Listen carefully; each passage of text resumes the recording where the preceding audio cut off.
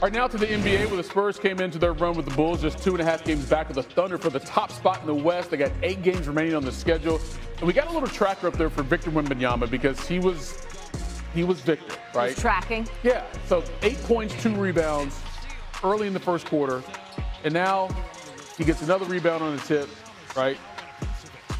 But also, he's all about the defense, right? He's trying to win the MVP, and he says defense should matter. And just asked Matas Buzelis about his defense.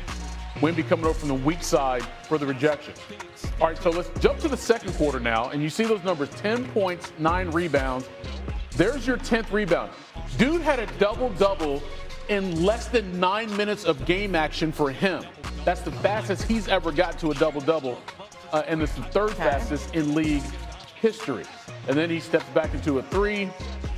It was 64-47 Spurs at the break, and we got way more Wemby. Loose ball, Castle over to Wemby for the alley-oop. And let's go to the fourth quarter now. It's just unfair. I'm sorry. He's so long, and it's just like, what else can you do?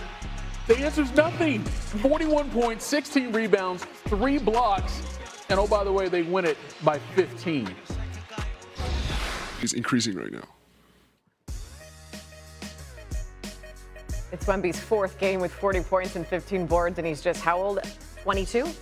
He's a baby. He's not 23 yet. No. He's the only player since the merger to do that. More often than Wemby, that would be that Shaq. The Spurs are winners of 9 straight games. So the conversation is obviously, is it Wemby or is it SGA? Did Wemby sign a baby before his game today? No, but SGA did. Thunder hosting the Pistons. Technically, he signed the baby shirt. Early second quarter, Thunder up. SGA off the glass, drew the foul, hit the free throw. It was 34-26. Then he's going to drill the 3. The Thunder led by 10 at the half. We go to the third. Thunder, that lead is only 3. Dennis Jenkins gets blocked by Chet Holmgren. He's like, I'll take that. Thank you very much. 5 minutes left in the third quarter. Thunder up 5. SGA. They get that bucket to foul. It was 71-64. Then halfway through the fourth quarter, we're now tied at 87. Get used to the idea of that. SGA again. We give the Thunder a 2-point lead, but the next Pistons possession, Marcus Sasser to Javonte Green for a triple. Pistons by 1. Sasser again with another 3. Ooh. Remember when I said it was tied? Yeah. Still there.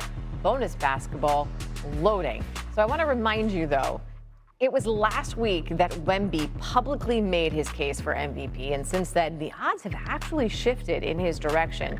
SGA remains the favorite, but Wemby has seen his odds go from 22-1 to plus 210 in just 7 days. Now, it's still a big if, but if he were to win, he would join Tim Duncan and David Robinson as the only winners in Spurs history. Let's bring in NBA analyst Iman Shumpert to the show now. And look, we got a couple more weeks to go in the race, and everyone's asking who the MVP is. As a former player, should we even say who the MVP is right now, or should we actually wait for these last 2 weeks to play out? I think we're going to have to wait for the last couple of weeks. It goes against everything that I believe to say somebody in Wemby's position that hasn't gotten a chance to go through the playoffs at a competitive level could be ahead or be considered so close. It's doing nothing but hyping me up and getting me excited to see the Western Conference Finals play out. Okay, but it is a regular season award, right. So you can't hold that against him at this point. It's hard because the body of work that SGA has done, I don't want to turn away from it. But I'm not lying to you when I say some of the things that I'm watching this young man do are exceptional, and they're making me want to say, how could we not give the award to him? So hats off to both of them, but I still got SGA ahead for now. I know it hurts me to say it right now, but I got him ahead. All right, that's fair. You can do it now. It's just a matter of how much these final games will matter, right? And hey, if the Spurs get the 1 seed, dog, that's a wrap. That's a wrap on MVP. Let's say it. It is. Yeah. It is. It is. Naturally going to make me so much of a better basketball player, but how he's changed me as a person, my off-court habits, and just who I am socially and just as a man now. I mean, he's changed my life so much, and I just need to find ways to repay him back. I think it's wonderful for people to hear that, Alex, because I'm sure you can understand from the outside looking in, people think he's a psychopath. And I've been honest. I've had a total 180 with the guy from who he was to who he is now. And he's one of my favorite guys to talk to. And I appreciate watching him because I think I get it. But what it feels like he's probably misunderstood from the outside looking in because they could never know the guy you know. Does that make sense?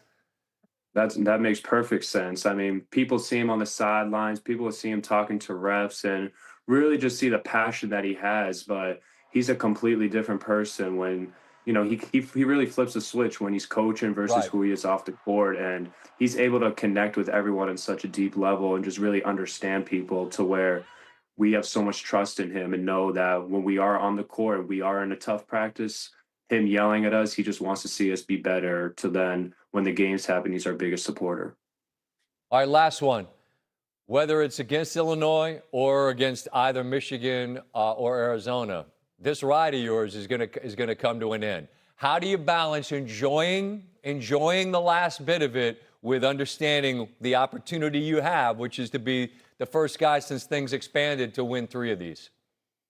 Yeah, just really having no regrets through it all. I mean, just enjoying every second that I have and having a chance to win 3 national championships in 4 years and really just add to my legacy and add to the UConn program. It's a true honor. So really being grateful for every opportunity I have, not being entitled to everything, and at the same time wearing the jersey with honor and truly respecting everyone that's worn the jersey before me and just try to put on my best performance every night.